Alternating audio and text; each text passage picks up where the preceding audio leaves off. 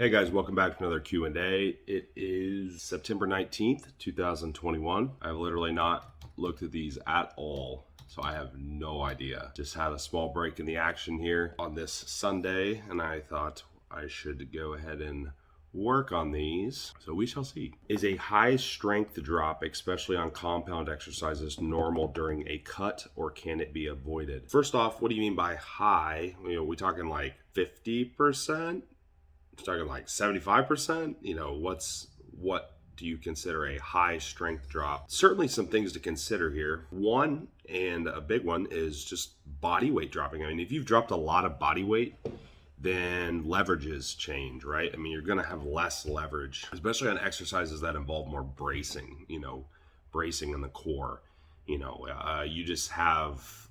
You have less leverage. You maybe have less food in the stomach to push against the belt or something like that if you're using that. So your leverages certainly change as you get lighter. Also, of course, food dropping. I mean, at some point, that's obviously going to affect your strength at some point, and that's going to be different with everyone. Body fat levels, those things are going to affect strength at some point, right? How much is going to be pretty person dependent and pretty dependent on how extreme the cut or deficit or fat loss is. Are we talking, did you lose 50 pounds? I mean, because that's going to be substantially different than if you lost 10 pounds, right? Are you single digit body fat? I mean, that's going to be probably different than if you're cutting down to 15% body fat, right? I would want to know, what do you mean by substantial? I mean, there's definitely a context there where some strength loss can certainly happen. It's going to kind of depend. I mean, if you're someone that's, let's take a contest prep, for example, and you only need to lose 10 pounds in the contest prep, I mean, your strength's probably not going to change that much, It's not much of a difference. If you're, like I said, if you're dropping 50 pounds, probably going to be a little bit of a difference or a lot of difference in your leverages and strength potentially. So the answer is yes and no. I mean, there's a context where no, you shouldn't be seeing much at all. And there's a context where, yeah, you might see more. Any way to prevent gastric distress from metformin, even with the extended release? So metformin does cause gastric distress in some people, as many people know. Essentially what it's doing is changing the gut flora environment. That's one of the main reasons you're seeing that. And it's not really a bad thing. I think a lot of people associate this with metformin's messing up my gut. Not necessarily the case. The flora change isn't exactly negative, but yes, it does have that effect on some people. Generally, it goes away in most people. I don't really see most people have a problem with it over long periods of time. For example, if they've been using it for months or a month or more, it normally goes away in a week. Really, with most people.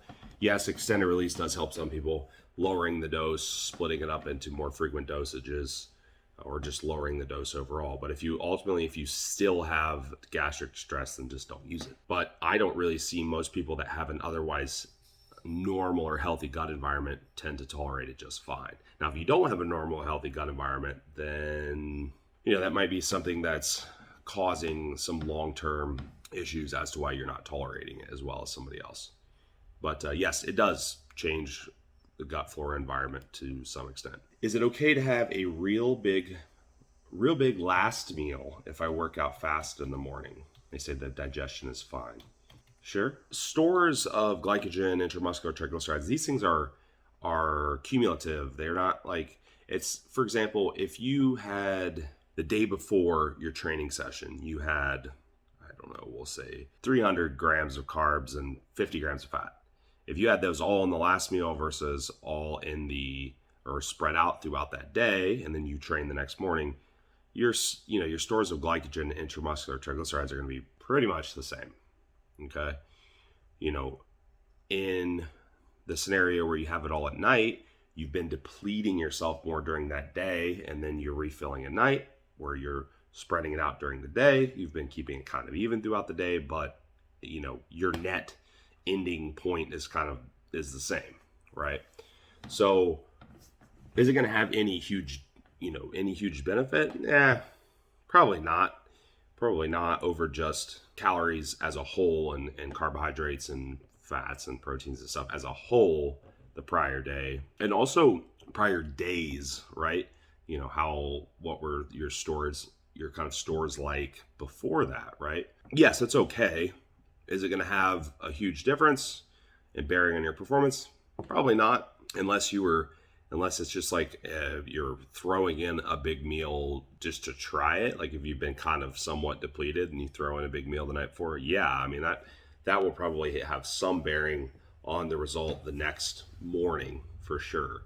But otherwise, those triglycerides and that glycogen and all that, it's going to be there regardless of when you kind of eat that meal.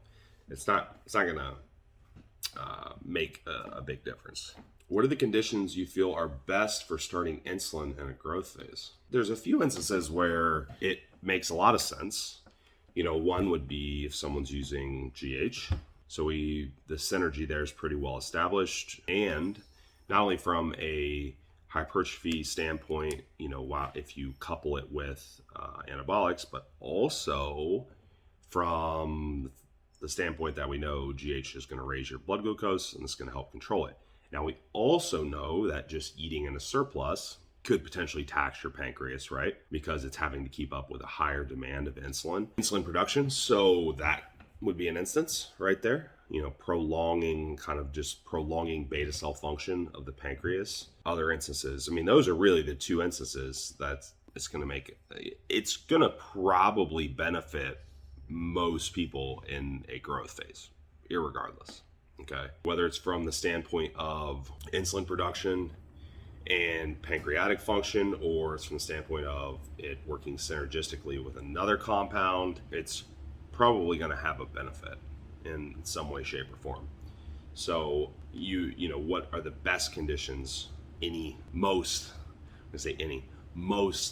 instances of a surplus, it's probably going to have a place and have a benefit. Someone asked about training questions. Start a muscle group loading the lengthened position or shortened position.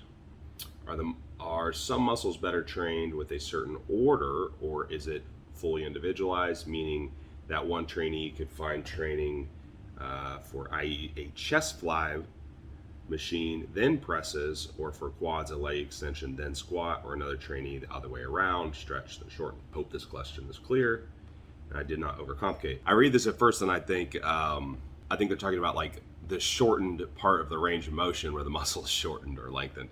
That's not what they mean.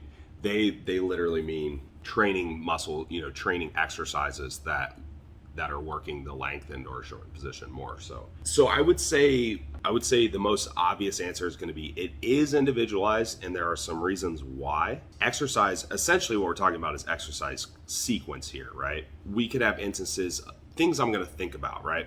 Things I'm going to think about are going to be things like joint integrity of the person, kind of what their status is like injury status, what their status is in terms of maybe their age and their overall joint integrity, and how I'm going to position exercises that perhaps are loading more, how I'm going to position those in there. Also would be muscle groups that, you know, what kind of neural connection do we have with those muscle groups? Sometimes certain muscle groups, you know, like our single joint movements might be more beneficial to, I don't want to use the word pre-exhaust, that's not necessarily what we're trying to do, but get a better neural connection before we train a multi-joint movement. That's not necessarily us targeting a shortened or lengthened position, but that is affecting, you know, exercise sequence. How strong is the person? I think this is something that's not considered enough. Like, what kind of poundages is this person having to use to progress within a training session or training block? You know, are they advanced? Are they intermediate? Because I mean, an advanced person, I might want to consider training in a sequence that's going to allow some of those extreme loading exercises to be further along in the workout. So again, we are considering joint integrity and injury, you know, prevention, I guess, if you want to use that. That could be something to consider. I'm still within a session, I'm still, you know, going to be progressing perhaps session to session or progressing volume or however I have it set up. But I may have the exercises in a sequence that makes sense for that individual so they're not getting hurt. Because this person squats 600 pounds for reps, this person squats 200 pounds for reps. The toll on the body is a lot different in both cases, not only from a CNS standpoint, but from the standpoint of their joints and just overall injury risk, right? So, of course, the person that squats 600 pounds, connective tissue and stuff's probably a little stronger, but still, we're talking about a drastic difference. So, I'm probably not so much looking at whether or not I'm loading the lengthened or shortened position within, or, in a certain sequence, but I'm sequencing the exercises according to like some of those variables that I mentioned and maybe a few others.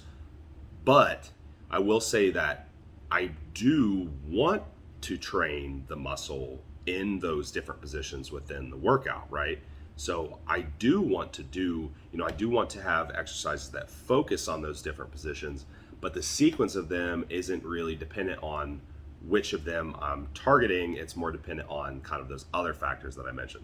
So I hope that makes sense. I think it makes sense. So that's kind of how I would potentially view exercise sequence in that regard. So I appreciate the questions from everybody, and we will get this one up, and I'll talk to everybody next time.